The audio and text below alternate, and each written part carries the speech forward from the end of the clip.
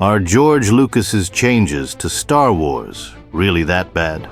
Over the decades, George Lucas has made numerous updates to the Star Wars saga, altering scenes, effects, and even characters across multiple re-releases.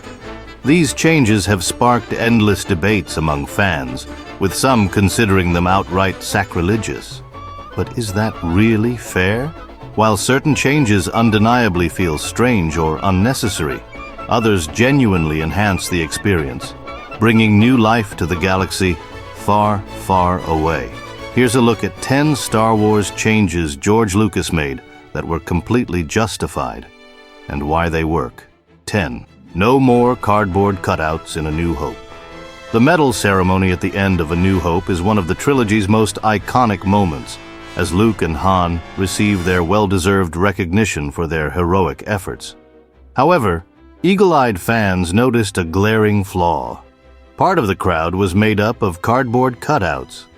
Once you saw them, they were impossible to ignore.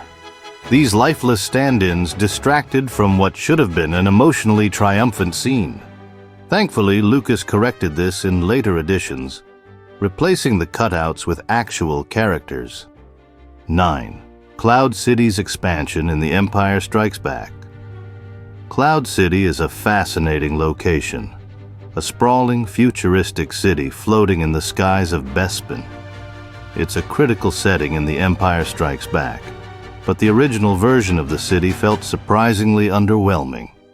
Most of what we saw were windowless corridors that made the city feel more like an underground bunker than a dazzling metropolis above the clouds. Lucas's 1997 updates transformed Cloud City, adding windows, wide-open views of the sky, and shots of passing ships. These changes brought the city to life, giving it a sense of scale and beauty that matched its name. The added visuals made it easier for viewers to understand why Lando Calrissian chose to make this place his home and why it was worth fighting to protect. 8. Oola's tragic fate in Jabba's palace. The opening of Return of the Jedi introduces Jabba's palace, a seedy hive of bounty hunters, smugglers, and all manner of alien scum. In the original version, this dark and dangerous environment is hinted at, but not fully explored. The special edition added a brief but impactful scene featuring Oola, Jabba's Twi'lek slave dancer. This new footage shows her being dragged into the Rancor pit after displeasing Jabba. We see her terror as the cage rises, sealing her fate in a way that makes Jabba's cruelty all the more palpable. This addition doesn't just reinforce Jabba's villainy, it makes the palace feel more alive and dangerous. It's a small but effective tweak that deepens the atmosphere of this iconic location. 7. A new look for the Wampa in Empire Strikes Back. Luke Skywalker's harrowing encounter with the Wampa in The Empire Strikes Back is one of the most memorable scenes in the original trilogy. It's the first time we see Luke truly tap into the Force to save himself, and it's his first time using his lightsaber on another living creature. However, in the original release, much of the Wampa's menace was left to the viewer's imagination. The 1997 special edition gave the Wampa a serious upgrade. The creature was redesigned and refilmed, with additional shots showing it devouring its prey, blood dripping from its mouth. This change made the Wampa feel like a genuine threat, rather than a shadowy background figure. Suddenly, Luke's escape became more intense and earned its place as a pivotal moment in his development. 6. Replacing the Emperor in The Empire Strikes Back.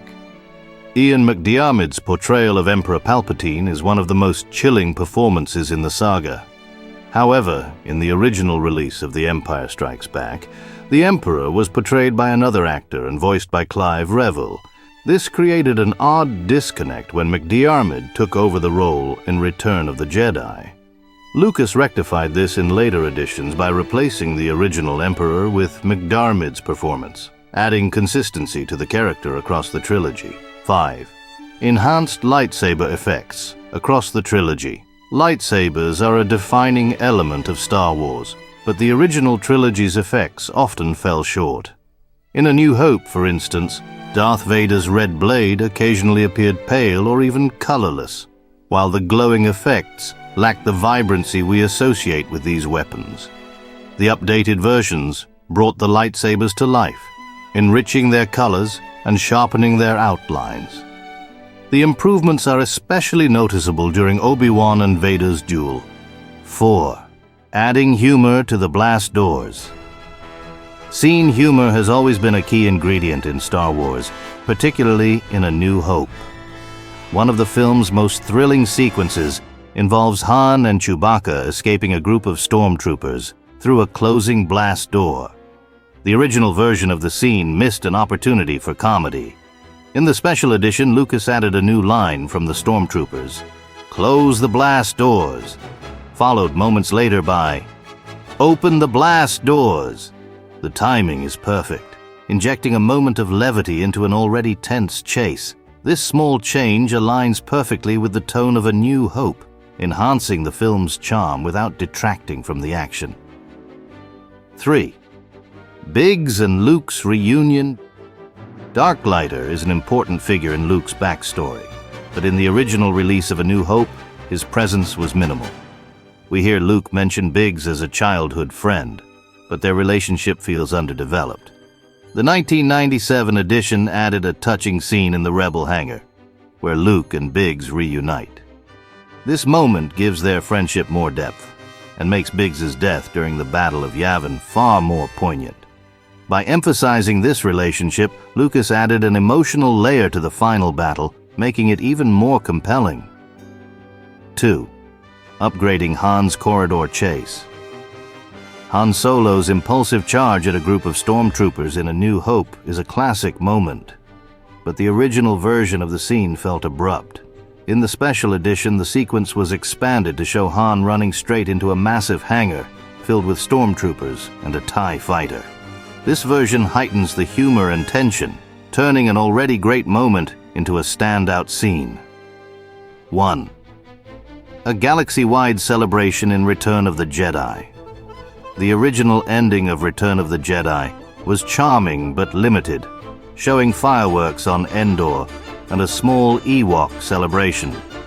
While effective, it didn't fully convey the galactic scale of the rebellion's victory. Later editions expanded the finale, showing celebrations on planets like Naboo, Coruscant, and Tatooine.